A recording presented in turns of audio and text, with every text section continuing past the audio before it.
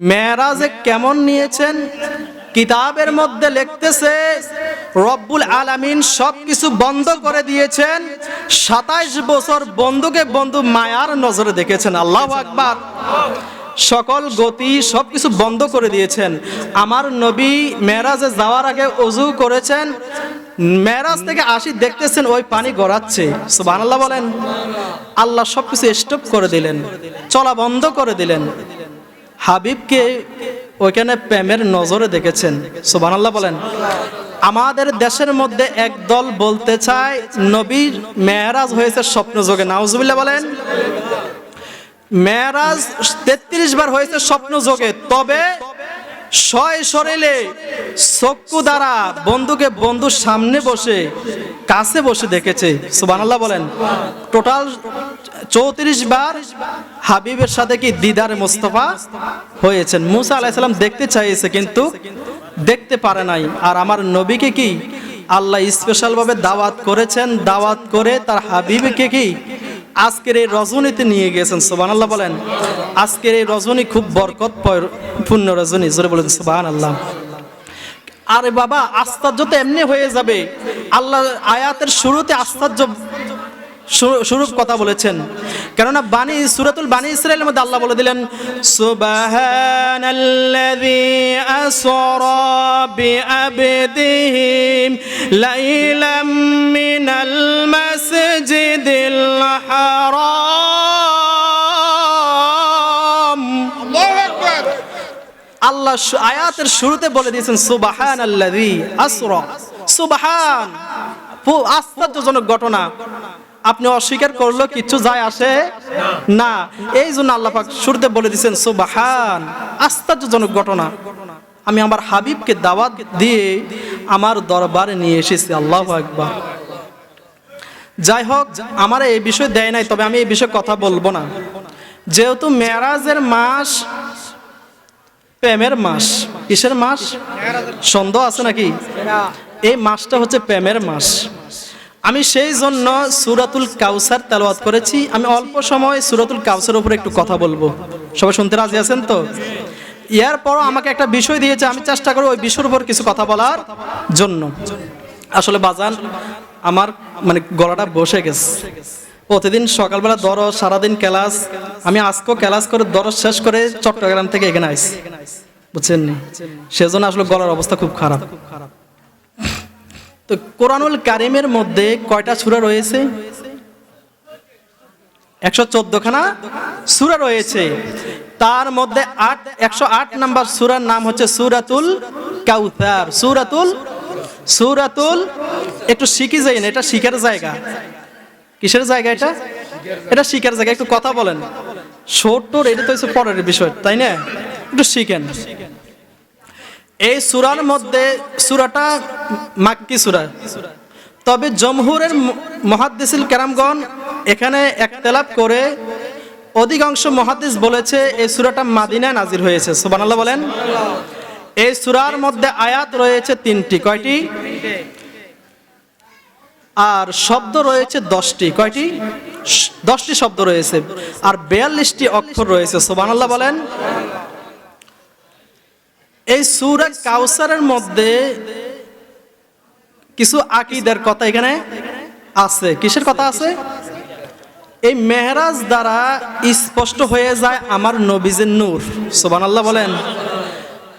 এই মেহরাজ দ্বারা স্পষ্ট হয়ে যায় আমার নবীজির নূর, এটার প্রমাণ হয়ে যায় এই মেহরাজ দ্বারা। 2 নাম্বার, আমার নবীর রিসালাতও প্রমাণ হয়ে যায়। সুবহানাল্লাহ বলেন। নবীর রিসালাত এই মেহরাজ এবং সূরা কাউসার দ্বারা কি প্রমাণ হয়ে যায়। যাই হোক বাবা, আমি চেষ্টা করব 2-1টা আকীদার উপরে কথা বলার জন্য। এই সূরার মধ্যে আকীদার উপরে কি বেশি তাগিদ দিয়েছেন। সর্বপ্রথম শব্দটা মূলত ছিল কাসির। কাসির থেকে কাউসার, কাসির থেকে কাউসার শব্দটা এসেছে। আল্লাহ রাব্বুল আলামিন কালামে হাকিমের মধ্যে সূরাতুল কাউসারের মধ্যে জানায়া দিলেন বিসমিল্লাহির রহমানির রহিম।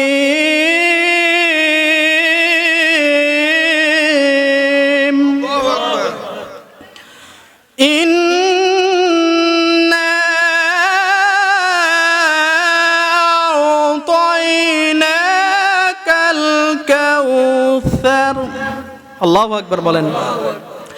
আল্লাহ রাব্বুল আলামিন শুরুতে বলে দিলেন ইন্না আতাইনাকা, ইন্না নিশ্চয় হাবিব ও আমার বন্ধু আমি আপনাকে কাউসার দিয়ে দিয়েছি। সুবহানাল্লাহ বলেন। কাউসার দিবেন এই কথা বলেন না, আল্লাহ বলে দিলেন হাবিব আমি আপনাকে কাউসার দিয়ে দিয়েছি। সুবহানাল্লাহ বলেন। যদিও শব্দটা আমি বলেছে মুফাসসিরগণ আমি লিখেছে, তবে ইন শব্দ সবসময় আমি অর্থ দেয়, কিন্তু ইন্না সবসময় বহু বচনের অর্থ দেয়। কিসের অর্থ দেয়? বহু বচনের অর্থ দেয়। যারা আরবি গ্রামার জানে তারা বুঝবে। এই ইন্নাটা সবসময় কি বহু বচনের অর্থ দেয়। যদি আল্লাহকে প্রশ্ন করি ও রব্বুল আলামিন, তুমি তো তোমার হাবিবের ক্ষেত্রে বহু বচন কেন ব্যবহার করেছো? হাবিবের শানে যতগুলো আয়াত আল্লাহ নাজিল করেছেন সবগুলাই আল্লাহ রাব্বুল আলামিন বহু বচনের অর্থ দিয়ে নাজিল করেছেন। ও মাওলা, তুমি তো ইউ আর সিঙ্গেল, তুমি তো আল্লাহ একজন, ওয়াহদাহু লা শারীক। আল্লাহ কয়জন? দুইজন আসেনি কেন? কুল হুয়াল্লাহু আহাদ। আল্লাহ কয়জন? এই জন্য রব্বুল আলামিনকে প্রশ্ন করলাম আল্লাহ তুমি তো একজন, কিন্তু তোমার হাবিবের শানে আয়াত নাজিল করেছো, এই আয়াতের মধ্যে তুমি কেন বহু বচনের অর্থ ব্যবহার করেছো? আমার আল্লাহ বলে দিচ্ছেন আমার হাবিবের সাথে যারা গোস্তাকি করবে, আমার হাবিবের সাথে বেয়াদবি করবে, জবাব আমি দেব না, জবাব আমার হাবিব দেবে না, জবাব আমি আল্লাহ আরশে আজিম থেকে দেব। জোরে বলুন সুবহানাল্লাহ। এই জন্য বাবা একটু পিছনে যেতে হয়। বাবা আদম আলাইহিস সালামকে যখন তার কওমেরা, তার উম্মতেরা তার উপরে তহমত দিয়েছে, আল্লাহ রাব্বুল আলামিন আদম আলাইহিস সালামের কলবের মধ্যে ওহী নাজিল করে জানাইয়া দিলেন ও আদম তোমার জবাব তোমার জবান থেকে তুমি দিতে হবে। সুবহানাল্লাহ বলেন। যখন নূহ আলাইহিস সালামকে অ্যাটাক করেছে, তার কওমেরা বলতেছে নূহ গোমরাহির মধ্যে আছে। নাউজুবিল্লাহ বলেন। নবীরা কখনো গোমরাহির পথে থাকতে পারে? তখন আল্লাহ সঙ্গে সঙ্গে নূহ আলাইহিস সালামকে, নূহ আলাইহিস সালামের কলবের মধ্যে ওহী নাজিল করে দিয়ে বললেন ও নূহ তুমি জবাব দিয়ে দাও। নূহ বলতেছে দে আমি আল্লাহর রাসূল, আমি গোমরাহির পথে নাই, আমি গোমরাহির পথে। নবীরা কখনো গোমরাহি হতে পারে? তাদেরকে রাসূল হিসেবে আল্লাহ পাঠিয়েছেন। জোরে বলুন সুবহানাল্লাহ। এখানে আরেকটা কথা বাবা বলতে হয়। আজকে আমাদের অনেকগুলো তাফসীর, অনেক বাইরে তাফসীর করেছে, নামে বলতে হয় আব্দুল আলাহ মাউদুদী। তিনি তাফসীর করেছে ওয়াজাদাকা দাল্লান ফাহাদা, আমার নবীকে পথভ্রষ্টের মধ্যে পেয়েছে। জোরে বলুন নাউজুবিল্লাহ। তাহলে ওইখানে প্রমাণ হয়ে যা নবীরা কখনো গোমরাহির পথে থাকতে পারে। তো কারো যদি এমন আকীদা থাকে তাহলে তার ইবাদত কবুল হবে না। কি হবে না? কবুল হবে না। তখন ঈসাকে যখন বলেছে আল্লাহর পুত্র, কার পুত্র বলেছে? তার কওমেরা তহমত দিয়েছে আপনি আল্লাহর কি ছেলে। তখন আল্লাহ নূহকে কি জবাব দিয়ে দিয়েছেন, ঈসাকে জবাব আল্লাহ দিয়ে দিয়েছেন। কিন্তু আমার হাবিবের ক্ষেত্রে আমার আল্লাহ সেটা করেন না। রব্বুল আলামিন তার হাবিবকে যখন আবু জাহিল বলা শুরু করলো আপনি আল্লাহর নবী না, আপনি আল্লাহর নবী না, সেটা সে মানতে পারে না। আপনি আব্দুল্লাহর ছেলে, আপনি কোন আল্লাহর নবী না। আমার আল্লাহ স্বয়ং জবাব দিচ্ছেন ও হাবিব আপনি চুপ থাকেন, আপনি চুপ থাকেন, আমি আল্লাহ আরশে আজিম থেকে জবাব দিব। জোরে বলুন সুবহানাল্লাহ। আল্লাহ সঙ্গে সঙ্গে জানাই দিলেন ইয়াসিন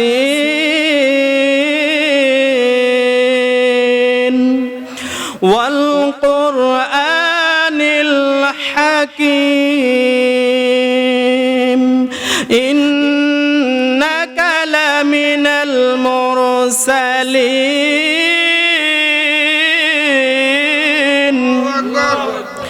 আল্লাহ সঙ্গে সঙ্গে ফতোয়া দিলেন ও হাবিব আপনি চুপ থাকেন, আমি আরশে আজিম থেকে জবাব দিব।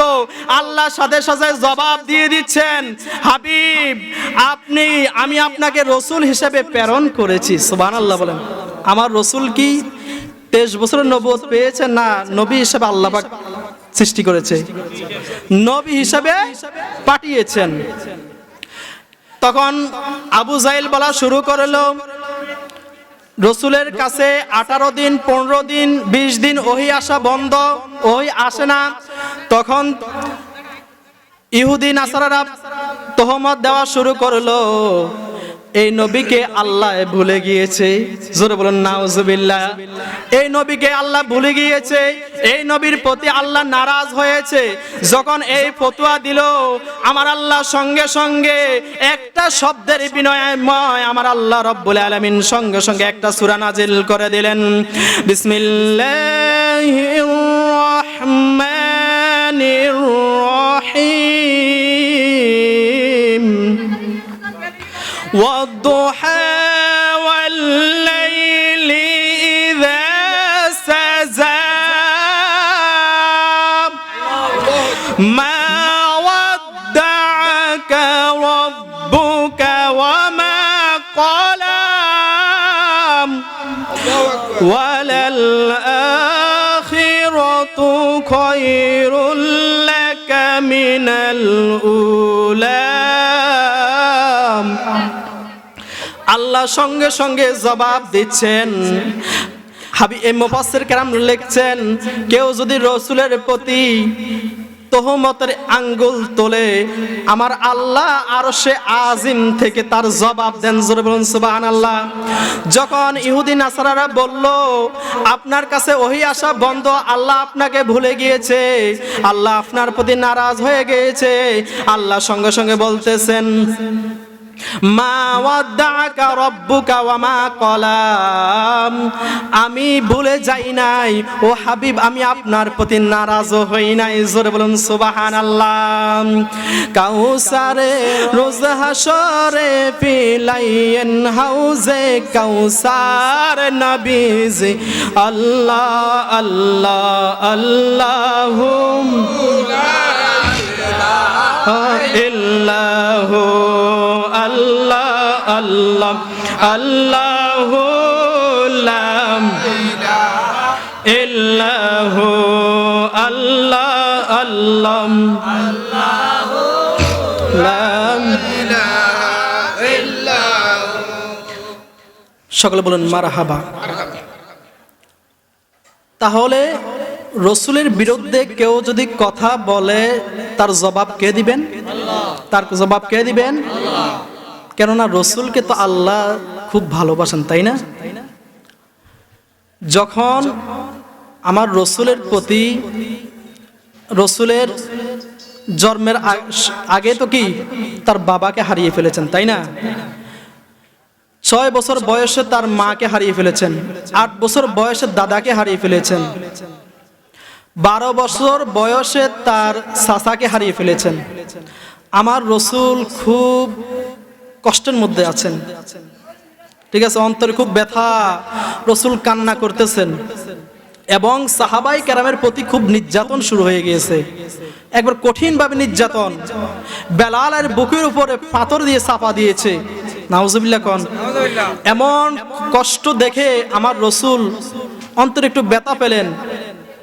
ব্যথা পাওয়ার পরে আমার রসুল কাবার হাতিমের মধ্যে বসে বসে কান্না করতেছেন। ইন দি মিন টাইমে আল্লাহ রাব্বুল আলামিন সূরাতুল কাউসার তার হাবিবের কাছে নাজিল করে দিয়েছেন। জোরে বলুন সুবহানাল্লাহ। যখন কাউসার নাজিল করেছেন, আমার নবী রাহমাতুল লিল আলামিন, মায়ার নবী, বড় চমৎকার বাসায় একটা জান্নাতের হাসি দিয়ে দিয়েছেন। জোরে বলুন সুবহানাল্লাহ। এইভাবে তাফসীর করতেছেন। আমার নবী বলতেছেন, ও আনাস, তুমি জানো নি আমি নবী কেন হাসি দিয়েছি? আল্লাহু আকবার বলেন। আমি নবী হাসি দিয়ে দিয়েছি, তুমি জানো? আনাস বলতেছেন, ইয়া রাসূলুল্লাহ, ইয়া হাবিবাল্লাহ, আমরা তো জানি না আপনি কেন হাসি দিয়েছেন। জোরে বলুন সুবহানাল্লাহ। আমি এই জন্য হাসি দিয়েছি রে আনাস, আমার রব্বুল আলামিন, আমার রব আমাকে কাউসার দান করেছেন। জোরে বলুন সুবহানাল্লাহ। তাফসীরে জালালাইনের মধ্যে এসেছে কাউসার অর্থ হচ্ছে একটা পানির নহর। জোরে বলুন সুবহানাল্লাহ।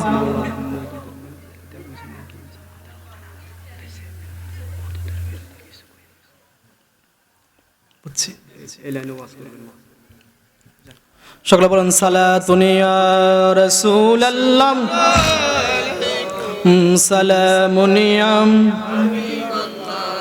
আলাইকুম সালাতুন ইয়া রাসূলুল্লাহ আলাইকুম সালামুন ইয়া। তো যে বিষয়টা বলতে চেয়েছি, তাফসিরে জালালাইনের মধ্যে এসেছে একটা নহর, জান্নাতে একটা নহর, এই নহরের নাম হচ্ছে কাউসার। জোরে বলুন সুবহানাল্লাহ। নবীকে আল্লাহ রাব্বুল আলামিন তার জীবন হায়াতে জিন্দেগির মধ্যে যত নেয়ামত দিয়েছেন সবগুলাই কাউসার। জোরে বলুন সুবহানাল্লাহ। একই অর্থ, কোরআন এটাও কাউসার। কে দিয়েছেন? আল্লাহ নবীকে দিয়েছেন।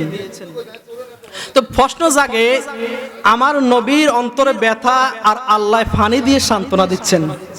কি দিয়ে সান্ত্বনা দিচ্ছেন? পানি দিয়ে সান্ত্বনা দিচ্ছেন। তাফসীর কারকগণ লিখেছেন রসুল হাসি দেওয়ার কয়েকটা কারণ তাফসীর কারকরা লিখেছেন। রসুল হাসি দিয়েছেন, এই জন্য হাসি দিয়েছেন রসুল করিম সাল্লাল্লাহু আলাইহি ওয়াসাল্লাম। আল্লাহ রব্বুল আলামিন কাউসার দিয়েছেন এই কারণেই রব্বুল আলামিন জানায়ে দিচ্ছেন, ও হাবিব, ও মায়ার নবী গো, রাহমাতুল লিল আলামিন, আমি আপনার সন্তান নিয়েছি, আপনার স্ত্রী মারা গিয়েছে, আপনার সাহাবীদের প্রতি এত নির্যাতন শুরু হয়েছে, আপনি বেজার হয়েন না, আপনি কষ্ট পেয়েন না। আমি রব্বুল আলামিন আপনাকে এত রুহানি সন্তান দেব যে সন্তানগুলো কিয়ামত পর্যন্ত থাকবে। জোরে বলুন সুবহানাল্লাহ। তাহলে বাবা একটু পিছনের দিকে যেতে হয়। যতগুলা নবী এসেছে সবগুলা নবীর মুজিজা তারা যতদিন বেঁচে ছিলেন ততদিন ছিল, তাই না? অন্য কোন নবীদের মুজিজা আছে? কিন্তু আমার নবী এমন নবী, সৃষ্টি থেকে মুজিজা শুরু হয়েছে, কিয়ামতের আগ পর্যন্ত থাকবে। জোরে বলুন সুবহানাল্লাহ। তাহলে আল্লাহ বলতেছেন এই কাউসার দিয়ে আমি অসংখ্য রুহানি সন্তান নবী আপনাকে দিয়ে দিয়েছি। এখনো জরিপে মনে হয় কমে 200 কোটি মুসলমান আছেন, বা কম বেশ হতে পারে, ঠিক আছে? তাহলে রসুলকে সন্তান, রুহানি সন্তান দিয়ে সান্ত্বনা দিচ্ছেন আল্লাহ। কি সান্ত্বনা দিচ্ছেন? ও হাবিব, আমি আপনাকে অসংখ্য রুহানি সন্তান দিয়েছি। আপনি মনে করেছেন আপনার বিরুদ্ধে কথা বললে আপনার তো সন্তান নাই, প্রতিবাদ করার কেউ নাই, কিন্তু আমি আল্লাহ এমন সিস্টেম জারি করে দিয়েছি, আপনার বিরুদ্ধে কলম ধরবে তো আপনার কিছু উম্মত পাগল আশেক থাকবে, তারা সঙ্গে সঙ্গে জবাব দেওয়ার জন্য প্রস্তুত হয়ে থাকবে। নারায়ে তাকবীর, নারায়ে সালাত। আছে না ভাই? যখন আমার নবীর বিরুদ্ধে কথা বলে আমরা কি প্রতিবাদ করি না? এটা ঈমানি দাবি। যদি নবীর বিরুদ্ধে কেউ কথা বলে জীবন দেওয়ার জন্য প্রস্তুত আছেন না নাই? কে কে আছেন হাত তোলা দেন। নারায়ে তাকবীর, নারায়ে সালাত। তাহলে জীবন দেওয়ার জন্য প্রস্তুত আছেন তো? তাহলে আল্লাহ রব্বুল আলামিন বলতেছেন কাউসার দিয়ে মানে আমি আপনাকে অসংখ্য রুহানি সন্তান দিয়েছি। এই সন্তানগুলো আপনার বিরুদ্ধে কেউ কিছু বললে তারা অবশ্যই প্রতিবাদ করবে। বলুন সুবহানাল্লাহ। কেননা সন্তান 2 নাম্বার এই কারণে সন্তানগুলো আল্লাহ পাক নিয়েছেন, কেননা আল্লাহ রাব্বুল আলামিন আগেই ফতোয়া দিয়ে দিয়েছেন। কি ফতোয়া দিলেন? খাতাবান নাবিয়িন মা কানা মুহাম্মাদুন আবা আহাদিম মির রিজালিকুম ওয়ালাকিন রাসূলুল্লাহি ওয়া খাতামান নাবিয়িন। জোরে বলুন সুবহানাল্লাহ। আমি এই কারণে সন্তান নিয়েছি, নাবালক অবস্থায় আমি আপনার সন্তানগুলো নিয়ে নিয়েছি, কেননা আমি আল্লাহ আগে জানিয়ে দিয়েছি আপনি এই পৃথিবীর মধ্যে কোন সন্তানের পিতা না। কার পিতা না? কোন সন্তানের পিতা আপনি না, সেই জন্য আপনার সন্তানগুলি আমি নিয়েছি। জোরে বলুন সুবহানাল্লাহ। সন্তান নিয়ে আমি আপনাকে কি দিয়েছি? কাউসার দিয়েছি। কি দিয়েছি? সকালে বলেন না, কি দিয়েছি? কাউসার। তাফসীর কারকগণ আরো একটা আলামত লিখেছেন, আমার নবীকে কিছু মানুষ পাগল বলা শুরু করে দিয়েছে। কি বলা শুরু করে দিয়েছে? তার সন্তানগুলো আল্লাহ নিয়ে গেছে, তার উপর আল্লাহ পাক এত নির্যাতন দিচ্ছে, এটা তো পাগল নবী। জোরে বলুন নাউজুবিল্লাহ। আমার আল্লাহ বলতেছেন আমার বন্ধু পাগল, না, আল্লাহ সঙ্গে সঙ্গে সূরা কলম নাজিল করে তার প্রতিবাদ করলেন। আল্লাহ রাব্বুল আলামিন জানিয়ে দিলেন, ওয়া মা আনতা বিনি'মাতি রাব্বিকা বিমাজনুন। আল্লাহ রাব্বুল আলামিন জানায়া দিলেন, ও হাবিব, আপনাকে যারা পাগল বলে আপনি তো পাগল না। আল্লাহু আকবার। আপনার প্রতি আমি রব্বুল আলামিনের দয়া রয়েছে। জোরে বলুন সুবহানাল্লাহ। কি রয়েছে? দয়া রয়েছে। তৎকালীন একদিন রাসূল আরবি সাল্লাল্লাহু আলাইহি সাল্লাম মসজিদে নববীর মধ্যে বসা। ইন্ডিমিন টাইমে হজ করার জন্য অসংখ্য কাফেলা এসেছে। আবু জাহেল সকল গোত্রের মধ্যে যাই বলতেছে, এই নবীর কথা তোমরা শোনো না, এই নবীর কথা তোমরা শোনো না, এই নবী হচ্ছে পাগল। জোরে বলুন নাউজুবিল্লাহ। তখন ওই ব্যক্তিরা ইচ্ছা করলো, যেহেতু আমার নবীকে পাগল বলেছে, তাহলে আমরা একটু দেখার জন্য যাই। বলুন সুবহানাল্লাহ। তখন তারা দেখতে গিয়ে কানের মধ্যে আঙ্গুল দিয়ে ফেলছে। যাই দেখতেছে আমার নবীর যে চেহারা দেখে তারা পাগল হয়ে গেছে। বলুন সুবহানাল্লাহ।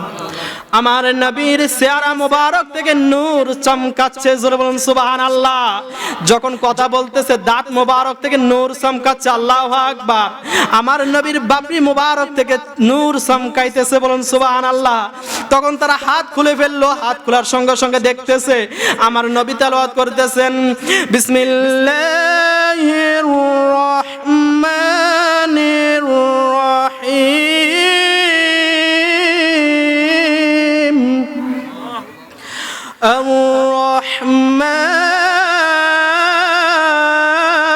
আর-রহমান আল্লামাল কুরআন খালাকাল ইনসান। আল্লাহু আকবার বলেন।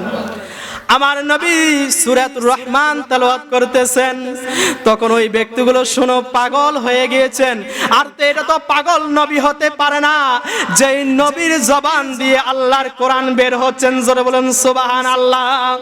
এখনো এই শত্রু নবীর আছে না নাই? আছে না নাই? এই কাউসারের আরেকটা ব্যাখ্যা আমি তাফসীরে কুতুবের মধ্যে দেখেছি। বাবা, আজকে আমাদের দেশে তাফসীর কারকের অভাব নাই। অসংখ্য তাফসীর কারক, আপনি ইউটিউব খোলেন, অসংখ্য বক্তা আছে, কিন্তু একজনের তাফসীর এখনো চোখে দেখে। আল্লাহকে শপথ করে বলি, আমি অদম এখনো প্রতিদিন সকালবেলা প্রত্যেকটা তাফসীর দেখি। জোরে বলুন সুবহানাল্লাহ। আমাদের জামিয়াতে লাইব্রেরির মধ্যে তাফসীর এবং হাদিসের কিতাব এবং ফিকার কিতাব, অসংখ্য কিতাব আছে। সুবহানাল্লাহ কোন কিতাবের অভাব নাই। যদি সময় পান জামিয়া আহমদিয়া সুন্নিয়া কামিল মাদ্রাসা একদিন যাইয়েন, দেখি এসেন। 6 তলার মধ্যে বিশাল এক লাইব্রেরি। সেখানের মধ্যে এই বাংলাদেশের মধ্যে যতগুলো তাফসীর আছে সকল তাফসীর কিতাব এই লাইব্রেরির মধ্যে আছে। এবং হাদিসের কিতাব, অসংখ্য হাদিসের কিতাব আছে। এবং আমি তো ফিকাহ ডিপার্টমেন্টে পড়ি, ওই ফিকাহের মধ্যে সকল আকীদার কিতাব রয়েছে। আল্লাহু আকবার বলেন। আমাদের দেশের মধ্যে কিছু বাজারি বক্তা বের হয়েছে, এগুলো এখনো চোখ দিয়ে তাফসীরের কিতাব দেখে নাই। সকল দরুদ শরীফ পড়েন। আল্লাহুম্মা সাইয়্যিদিনা মুহাম্মাদ ওয়া আলা আলি মাওলানা মুহাম্মদ। চিনেন না? এই অশোকতলার মধ্যে একটা মসজিদ আছে, ওই মসজিদের মধ্যে লেখা লা ইলাহা ইল্লাল্লাহ মুহাম্মদ রাসূলুল্লাহ কেটে দিয়েছে, এটা লেখা নাই। কি লিখেছে? লা ইলাহা ইল্লাল্লাহ। কিন্তু সূরা কাউসারের তাফসীর, আপনি তাফসীর কুতুবী খোলেন, সেখানের মধ্যে স্পষ্ট আল্লামা কুতুবী রাহমাতুল্লাহ আলাইহি স্পষ্ট ফতোয়া দিচ্ছেন যে কাউসার অর্থ হচ্ছে লা ইলাহা ইল্লাল্লাহ মুহাম্মাদুর। যেখানে আল্লাহ সেটাই আল্লাহ রাব্বুল আলামিন আরো স্পষ্ট করে দিচ্ছেন, ওয়া রাফানা লাকা যিকরাক ও হাবিব, আমি আপনার শান, আপনার মান, আপনার মর্যাদাকে বৃদ্ধি করে দিয়েছে। জোরে বলুন সুবহানাল্লাহ। এই আয়াত যখন আমার রাসূলের প্রতি নাজিল হয়েছেন, আমার আল্লাহ বলতেছেন, ও জিবরাইল, তুমি আমার বন্ধুর কাছে চলে যাও, আমার বন্ধুকে জানিয়ে দাও। কি জানিয়ে দাও? এটা সকল তাফসীরের মধ্যে এই হাদিসখানা রয়েছে এবং বুখারীর মধ্যে রয়েছে। আন আবি সাইয়্যিদ খুদরি রাদিয়াল্লাহু তাআলা আন্না রাসূলুল্লাহ সাল্লাল্লাহু আলাইহি ওয়াসাল্লাম قال آتاني جبرائيل فقال إني ربي وربك يقول لك كيف رفعت ذكرك قال الله أعلم قال إذا ذكرت ذكرت معي সুবহানাল্লাহ। আমরা দ্বন্দ্ব চাই, আপনার যে সমস্যা আছে আমার থেকে বুঝে নেন, আমার যদি কোনো সমস্যা থাকে এটা আপনি বুঝাইয়া দেন, তাই না? আমরা দ্বন্দ্ব চাই। তাফসীর কারকরা যদি বুঝতে পারে, আমার মতন টোগ্গা মৌলবী কি বুঝবে না কেন? তাফসীর কুতুবী কতব মাফের ফকি এবং মুহাদ্দিস মুফাসসির, আল্লাহু আকবার কোন, তিনি বুঝলো কাউসার মানে লা ইলাহা ইল্লাল্লাহ মুহাম্মাদুর রাসূলুল্লাহ। তাহলে আমার মতন মৌলবী এখন বুঝতে চায়, বলে কি আল্লাহ যেখানে সেখানে রসুল থাকতে পারবে? রসুল থাকতে পারবে? তো আমি যে বিষয়টা বলতে চেয়েছি, ওয়ারাফা'না লাকা যিকরাক, এই আয়াত নাজিল হওয়ার সঙ্গে সঙ্গে আমার নবীর কাছে জিবরাইল আমিনকে পাঠিয়ে দিয়েছেন আল্লাহ। সুবহানাল্লাহ বলেন। আল্লাহ রাব্বুল আলামিন জানিয়ে দিলেন, ও জিবরাইল রে, আমি আমার হাবিবের সুসংবাদ শোনায়া দাও। হাবিবের কাছে এসে বলতেছে, ইয়া রাসূলুল্লাহ, ইয়া হাবিবাল্লাহ, ও মায়ার নবী গো, আপনার আল্লাহর সালাম গ্রহণ করুন এবং আল্লাহ রাব্বুল আলামিন আপনার শান ও মান মর্যাদা কেমন বৃদ্ধি করেছে আপনি কি জানেন? আমার রাসূল জবাব দিচ্ছেন, ওয়াল্লাহু আলাম, একমাত্র আল্লাহই ভালো জানে। জোরে বলুন সুবহানাল্লাহ। আমি জানি না আমার শান মান কেমন বৃদ্ধি করেছেন, একমাত্র আমি আল্লাহ রব্বুল আলামিন ভালো জানেন। তখন জিবরাইল আমিন বলতেছেন, ইযা যুকিরতা যুকিরতা মাই। এই ওয়ারাফা'না লাকা যিকরাত তাফসীর, আপনি যে তাফসীর খুলবেন সেই তাফসীরের মধ্যে এটাই পাবেন। ইযা যুকিরতা যুকিরতা মাই, আল্লাহ রাব্বুল আলামিন ফতোয়া দিচ্ছেন, যেই জায়গায় আমাকে স্মরণ করা হবে সেই জায়গা হাবিব আপনাকেও স্মরণ করতে হবে। সুবহানাল্লাহ বলেন। এটা আমাদের কি ঈমান? কি কালেমা আমাদের ঈমান না? তাওহীদ আমাদের ঈমান। কারণ আমরা নবীকে জানের চাইতে বেশি ভালোবাসি, তাই না? নবীকে ভালোবাসার নামই হচ্ছে ঈমান। সূরা বলুন সুবহানাল্লাহ। কারণ ইমাম বুখারী একটা বাব টেনেছে, সে বাবের মধ্যে লিখেছে হুব্বুর রাসূল মিনাল ঈমান, রাসূলকে ভালোবাসার নামই হচ্ছে, সুবহানাল্লাহ বলেন। তো বাবা 4 নাম্বার যে বিষয়টা, সেটা হচ্ছে ইয়া রাসূলুল্লাহ, ইয়া হাবিবাল্লাহ, আমি আপনাকে পানি দিয়েছি। সুবহানাল্লাহ বলেন। বাবারে, এই জন্য আল্লাহ রাব্বুল আলামিন পানি দিয়েছেন, কেননা হাসরের ময়দানের মধ্যে 12টা সূর্য যখন তাপ দিবে রে বাবা, জমিনটা তামা হয়ে যাবে। আল্লাহু আকবার বলেন। জমিনটা যখন তামা হয়ে যাবে, ওইখানে মানুষ পিপাসিত অবস্থায় হাহাকার শুরু করে দিবে। আল্লাহ, খুব ভয়াবহ অবস্থা হবে। যখন এই ভয়াবহ অবস্থা হবে, একমাত্র আমার আল্লাহ তার হাবিবকে যে কাউসার দিয়েছে, ওই রসুলের আশিকদেরকে আমার নবী রাহমাতুল লিল আলামিন হাউজে কাউসারের পানি দান করবেন। জোরে বলুন সুবহানাল্লাহ। এখানে একটা আকীদার কথা আছে রে বাবা, আমি আকীদার কিতাবের মধ্যে দেখলাম, যারা রসুলের সাথে বেয়াদবি করে, রসুলের সাথে গোস্তাকি করে, আমার নবী তাদেরকে পানি পান করাবেন না। জোরে বলুন নাউজুবিল্লাহ। এইবার আমরা বেদাত খুঁজি, কার টুপি লম্বা, কার পাঞ্জাবি কাড়া, কার পাঞ্জাবি গোল, এটার মধ্যে আমরা বেদাত খুঁজি, কিন্তু বেদাত খুঁজতে হবে আকীদার মধ্যে। এই কাউসার তাফসীরের মধ্যে এসেছে, আকীদার মধ্যে যদি কারো বেদাত থাকে, ওই ব্যক্তিকে আমার নবী হাউজে কাউসারের পানি দিবেন না। জোরে বলুন নাউজুবিল্লাহ। তাহলে ঈমানদার, মুত্তাকি এবং রসুলকে যারা ভালোবাসে, যারা আশিক উম্মত, তাদেরকে আমার নবী হাউজে কাউসার দান করবেন। সুবহানাল্লাহ বলেন। তাহলে আমরা এই কাউসার দ্বারা বুঝে গেলাম যাদের আকীদার মধ্যে সমস্যা রয়েছে তাদেরকে আমার নবী হাউজে কাউসারের পানি দিবে না। জোরে বলুন সুবহানাল্লাহ। সকলে একটু দরুদ শরীফ পড়েন। আল্লাহুম্মা সাল্লি মাওলানা মুহাম্মাদ ওয়া আলা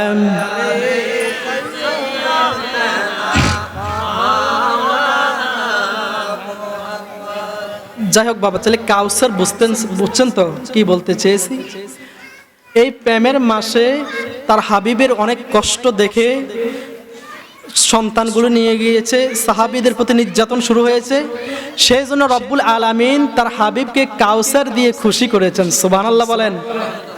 যাই হোক বাবা, আমাকে একটা বিষয় দিয়েছে, হুজুর মনে হচ্ছে চলে আসতেছে, তার অল্প কিছুক্ষণ সময় আমি কথা বলবো। আজকে তো আপনারা প্রধান বক্তা থেকে কথা শুনলেন, তাই না? আমরা তো আলেম না, দোয়া নেওয়ার জন্য এসেছে, দোয়া করলে হয়তো আল্লাহ পাক কবুল করবেন। যাই হোক, আমাকে একটা বিষয় দিয়েছে, বায়াতে রাসূল গ্রহণ করতে হবে কিনা, সেটা শুনতে চান তো? ওলি আল্লাহদের কথা কোরআনে আসেনি? আছে? ওলির দুশ্মন আছে যে, এটাও আল্লাহ বলে দিছে, এটা সন্দেহ আসেনি?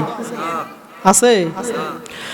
রব্বুল আলামিন সূরাতুল ইউনূসের মধ্যে জানায়া দিলেন, বিসমিল্লাহির রহমানির রহিম,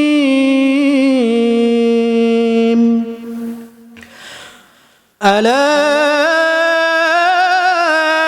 ইন্না আউলিয়া আল্লাহি লা খাউফুন আলাইহিম ওয়া লা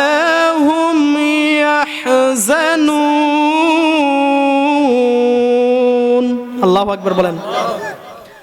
আল্লাহ সূরাতুল ইউনূসের মধ্যে স্পষ্ট করে দিচ্ছেন। আরো কিছুদিন আগে মাজার ভাঙছে দেখছেন কিনা? বাবা, দ্বন্দ্ব নাই, আপনি মাজার কেন ভাঙবেন? মাজারের মধ্যে নারী পুরুষ নাচানাচি করলে, গাঞ্জা খাইলে, সেজদা করলে আপনি সেটার প্রতিবাদ করেন, তাই না? মাজার ভাঙি, আপনি মাজার ভাঙি মাজারের গরু নেওয়ার জন্য সাহস দিয়েছে কি? নেয় নাই? অসংখ্য দরবার থেকে গরু ছাগলগুলো নিয়ে গেছে। তো আপনি তো মাজারওয়ালার এখানে বন্ডামি চলে, সেটা বন্ধ করতে এসেছেন, আপনি তো আরো জায়েল। কেননা বান্দার হক কখনো মাফ করবেন না আল্লাহ। মাফ করবেন যদি কি বান্দা মাফ করে দেয়, তো আপনি তো আরো নিকৃষ্ট। মাজারে খারাপ কাজ হচ্ছে, সেটার বিরুদ্ধে আপনি প্রতিরোধ করতে গিয়েছেন, কিন্তু আপনি সেখান থেকে গরু আনার ক্ষমতা আপনার, ছাগল আনার ক্ষমতা। এ এক দল যে থাকবে আমার আল্লাহ জানে কি জানে না? অবশ্যই জানে। আমি যদি একটু ব্যাখ্যা করে আপনারা বুঝতে পারবেন। আল্লাহ পাক এই সূরা ইউনূসের মধ্যে এই আলা শব্দটা হরফে তানবিন, কি বলেন না? হরফে তানবিন, এটা গামারের ভাষা। আল্লাহ বলে দিলেন হরফে তানবিন। যদি হরফে তানবিন আল্লাহ গামারের ভাষা কোনো কিছু বুঝাতে চান, শক্ত করতে চান, সেজন্য আল্লাহ কি এই হরফে তানবিন গুলো ব্যবহার করেন। সুবহানাল্লাহ বলেন। এই জন্য রব্বুল আলামিন শুরুতে জানাই দিচ্ছেন, আলা সাবধান, ইন্না হরফে মুসাব্বা বিল ফিল, যারা আমার বন্ধু হবে, যারা আমার রঙে রঙিন হয়ে যাবে, তোমরা তাদের বিরুদ্ধে যাইও। তাহলে আলা সাবধান, আল্লাহ শুরুতে সাবধান হুঁশিয়ারি দিয়ে দিয়েছে, আমার ওলিদের বিরুদ্ধে যাইও। কেননা ওলিদের দুনিয়া তো চিন্তা নাই, আখিরাত। এই আয়াতের তাফসীরের মধ্যে লিখতেছে তাদের দুনিয়া তো চিন্তা নাই, আখিরাত ভয়ও নাই। সুবহানাল্লাহ বলেন। কেননা এই আয়াতের একটু পরে আল্লাহ আরেক আয়াতের মধ্যে জানাই দিয়েছেন, লাহুমুল বুশরা ফিল হায়াতিদ দুনিয়া ওয়া ফিল আখিরা। সুবহানাল্লাহ বলেন। এই ওলিদের জন্য দুনিয়া তো সুসংবাদ, আখিরাতও তাদের জন্য সুসংবাদ। এখন বাবা, যেই মাজারের মধ্যে অশ্লীল কাজ কারবার হয় আপনি সেটা বন্ধ করেন, কিন্তু অলি দরবারের মধ্যে আগুন দিয়েন না, মসজিদে আগুন দিয়েন না। এটা কোনো ইমানদার মুমিনের কাজ হতে পারে, মুমিনের কাজ হতে পারে। কিছু আলেম রফি জাহেল মুরাক্কাব, এই শয়তানগুলো মাথার মধ্যে টুপি দিয়ে মাজার ভাঙে। আপনি মাজার ভাঙেন কেন? পারলে মাজারওয়ালাকে উঠাইয়ে ফেলেন। সুবহানাল্লাহ বলেন। প্রত্যেকটা মাজার আর অলিরা আপন আপন কবরের মধ্যে জিন্দা। সুবহানাল্লাহ বলেন, সন্দেহ আছে নাকি? আল্লাহর ফতুয়া যে যারা শহীদ তাদেরা মরে না, তারা কবরের মধ্যে রিজিক। সুবহানাল্লাহ বলেন। তারা যদি রিজিক পায়, আমাদের এই দেশের মধ্যে একদল ভাই বলতে চায় নবীরা কবরের মধ্যে পৌঁছে গলে গিয়েছেন। সুবহানাল্লাহ, নাউজুবিল্লাহ বলেন। নবী যদি পৌঁছে যাইতো তাহলে কবরে রাখার সময় বিসমিল্লাহি ওয়া আলা মিল্লাতি রাসূলিল্লাহ কেন বলো? রসুল তো পৌঁছে গিয়েছে। নাউজুবিল্লাহ বলেন। এটাকে আপনাদের দেশে বলেনি, এটা সব জায়গায় এটা বলে, রসুলের মিল্লাতে রেখেছে। তো মিল্লাত কে? আমার রসুল অবশ্যই জিন্দা। সুবহানাল্লাহ বলেন। তাহলে রসুল কি কবরে রওজা মুবারকের মধ্যে জিন্দা, এবং আমি কিতাবের মধ্যে দেখেছি ওলিরাও জিন্দা থাকে। সুবহানাল্লাহ বলেন। তারা ওইখানে ইবাদত করেন। এই কারণে বাবা মেরাজের একটা কথা বলতে হয়। মেরাজের মধ্যে যখন আমার নবী মেরাজে গিয়েছেন, মুসা আলাইহিস সালামকে তার কবরের মধ্যে নামাজ পড়তে দেখেছেন। সুবহানাল্লাহ বলেন। এটা সবাই জানেন তো? তাহলে নামাজ পড়তে দেখেছেন, তাহলে মুসা আলাইহিস সালাম যদি মরে যাইতো তাহলে কবরে কে নামাজ পড়তেছে? প্রশ্ন আছে না নাই? আসেনি? তাহলে কবরে কে নামাজ পড়তেছিল? তাহলে অবশ্যই সিদ্দিকেরা কবরের মধ্যে জিন্দা, আমার নবীও কবরে জিন্দা, ওলিরাও কবরে জিন্দা। জোরে বলুন সুবহানাল্লাহ। তুমি মাজার ভাঙিও না, পারলে মাজার ওয়ালাকে উঠাইয়া ফেলো, ঠিক কিনা? তাহলে অসংখ্য প্রমাণ এরকম আছে, অসংখ্য ওলিদেরকে জিন্দা পাওয়া গেছে। সুবহানাল্লাহ বলেন। আমি খুনতায় ইমামতি করেছি, ওই জায়গার মধ্যে একটা মহিলাকে আমি ওই কবর, তারা থানা মানে এক স্থান থেকে আরেক স্থানে দিয়েছে, তখন আমি এই কবরটা খুলেছি। ওইখানের মধ্যে একটা মহিলা 9 মাস আগে মারা গিয়েছে, 9 মাস পর তাকে তুলছে, যে যেমনের শরীর এমনি রয়েছে। সুবহানাল্লাহ বলেন। এটা আমি আমার চোখ দিয়ে দেখেছি। তাহলে ওলিরা কি কবরে কি জিন্দা না মরা? আল্লাহ রাব্বুল আলামিন জানায় দিলেন, যারা আমার বন্ধু হবে তাদের দুনিয়াতে কোনো ভয় নাই, আখিরাতে কোনো ভয় নাই, তাদের চিন্তাও নাই। জোরে বলুন সুবহানাল্লাহ। তবে বাবা এটাও সাবধান হতে হবে, ওলিরা অবশ্যই কবরে জিন্দা। এটা আমাদের আহলে সুন্নাত ওয়াল জামাতের আকীদা। জোরে বলুন সুবহানাল্লাহ। বাবা আমাকে বলেছে বায়াতে রাসূল গ্রহণ করতে হবে কিনা। তাফসিরের রুহুল বায়ানের মধ্যে আল্লামা ইসমাইল হাক্কি ওয়াল হানাফি রাহমাতুল্লাহ আলাইহি তিনি ফতোয়া দিচ্ছেন বায়াতে রাসূল গ্রহণ করা ওয়াজিব। জোরে বলুন সুবহানাল্লাহ। আর জোরে বলুন সুবহানাল্লাহ। তিনি এই আয়াত থেকে তিনি তাফসির করতেছেন, ইয়া আইয়ুহাল্লাযীনা আমানুত্তাকুল্লাহ ওয়াবতাগু ইলাইহিল ওয়াসিলা। জোরে বলুন সুবহানাল্লাহ। আল্লাহ বলে দিলেন, ও ঈমানদারেরা, তোমরা আমি রব্বুল আলামিনকে ভয় করো। কি করো? ভয় করতে হবে কাকে? আল্লাহকে ভয় করো, আমি রবকে ভয় করো, তারপর উসিলা তালাশ করো। সুবহানাল্লাহ বলেন। বুখারী শরীফের মধ্যে এসেছে, সাহাবী কেরাম যখন দোয়া করতেন এক একজনের উসিলা দিতেন। সুবহানাল্লাহ বলেন। তাহলে এই আয়াতের তাফসীর করতেছেন তাফসিরের রুহুল বায়ানের মধ্যে আল্লামা ইসমাইল হাক্কি ওয়াল হানাফি রাহমাতুল্লাহ আলাইহি তিনি স্পষ্ট ফতোয়া দিচ্ছেন যে বায়াতে রাসূল গ্রহণ করা ওয়াজিব। জোরে বলুন সুবহানাল্লাহ।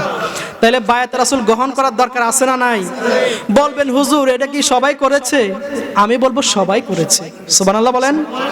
সকল নবীরা করেছে, তাবিরা করেছে, খোলাফায়ে রাশিদিন করেছে, তাবিঈন, শুহাদা, সিদ্দিকিন এবং সলিহিনেরা চলতেছে। সুবহানাল্লাহ বলেন। কিয়ামত পর্যন্ত বায়াত থাকবে। সুবহানাল্লাহ বলেন। কেননা হাসরের ময়দানে সবার কম আকারের ডাকা হবে। মুসলিম শরীফের মধ্যে আছে, সবার দলভুক্তভাবে কি ডাকা হবে। সেজন্য বায়াত রাসূলের দরকার আছে না নাই? আমরা ওলির দরবারে কেন যাব? আমাদের অন্তরে কলবটাকে চিকিৎসা করানোর জন্য, ঠিক না? আপনি যদি কোরআন এবং হাদিস শিখতে হয় তাহলে যেতে হবে মাদ্রাসায়, তাই না? মাদ্রাসায় গেলে আপনাকে কোরআন হাদিস শিক্ষা দিবে, আপনি ওখানে শিখতে পারবেন। আর ওলির দরবারে যাবেন আপনি তাসাউফ শিখার জন্য। সুবহানাল্লাহ বলেন। আপনার এই কলবকে জিন্দা করার জন্য। সুবহানাল্লাহ বলেন। আপনি এখন নামাজ পড়তেছেন, আপনি আল্লাহকে দেখতেছেন? যখন আপনি তাসাউফের মালিক হবেন, কাশফের মালিক হবেন, তখন আপনি সেজদা দিবেন জমিনে, কিন্তু আমার নবী আল্লাহকে দেখতে পারবেন। সুবহানাল্লাহ বলেন। সেজদা দেওয়ার সাথে সাথে আল্লাহকে কি দেখতে পারবেন। আমরা তো এখন সেজদা দেওয়ার সময় কি মনে করি? আল্লাহ আমাকে দেখতেছেন, তাই না? এটাই তো। কিন্তু যখন আপনি তাসাউফ চর্চা করবেন, সেজদা দেওয়ার সাথে সাথে রব্বুল আলামিনকে দেখতে পারবেন। সুবহানাল্লাহ বলেন। কেননা রব্বুল আলামিন বলে দিলেন, আল্লাযীনা আমানু ওয়া কানু ইয়াত্তাকুন। সুবহানাল্লাহ বলেন। তোমরা যদি ওলি হতে হয়, তোমরা খাঁটি ঈমানদার হতে হবে। সুবহানাল্লাহ বলেন। এই খাঁটি ঈমান কি? এটাই বিশ্বাস, আল্লাহ এবং তার রাসূলকে, হাদিস কোরআন বিশ্বাস করা। এই আয়াতের তাফসীর এটা আসে নাই, বুঝছেন? এখানে ঈমান হচ্ছে আপনি তাসাউফ চর্চা করতে করতে ফরজ ইবাদত বন্দেগী রিয়াজত তাসাউফ মুরাকাবা করতে করতে এত আল্লাহর নৈকট্য লাভ করে ফেলবেন, যখনই চোখ বন্ধ করবেন আমার নবী রাহমাতুল আলামিনকে দেখতে পারবেন। সুবহানাল্লাহ বলেন। সকলে বলুন সালাতুন ইয়া রাসূলুল্লাহ সালামুন ইয়া আলাইকুম মারহাবা ইয়া মারহাবা ইয়া মারহাবা রাহমাতুল লিল আলামিন মারহাবা সালাতুন ইয়া সালামুন আলাইকুম। তাহলে অলির দরবারে যাওয়ার দরকার আছে না নাই? কে বলেছেন? আল্লাহ বলেছেন অলির দরবারে গেলে আল্লাহর রহমত পাওয়া যায়। কি পাওয়া যায়?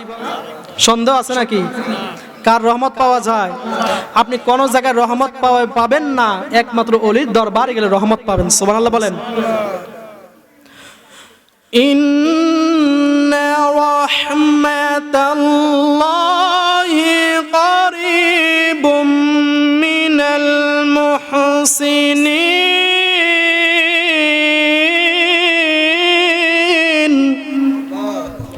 একমাত্র মুহসিন যারা, সালেহ যারা, তাদের দরবারে, তাদের কাছে আল্লাহর রহমত পাওয়া যায়। জোরে বলুন সুবহানাল্লাহ।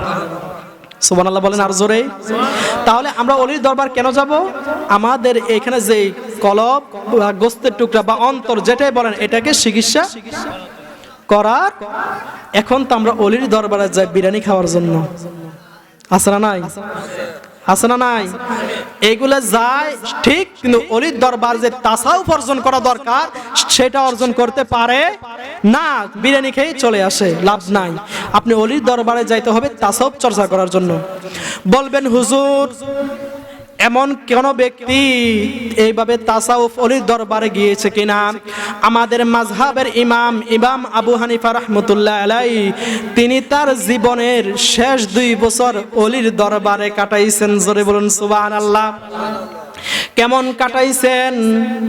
ইমাম আবু হানিফা বলতেছেন, আমি যদি আমার জীবনের শেষ 2 বছর আমার মুর্শিদের দরবারে না কাটাইতাম, আমি ইমাম আবু হানিফা ধ্বংস হয়ে যাইতাম। ইমাম আবু হানিফাকে ছোট একটা মালা না? ছোট মালা না? না, সকল নারায়ে তাকবীর।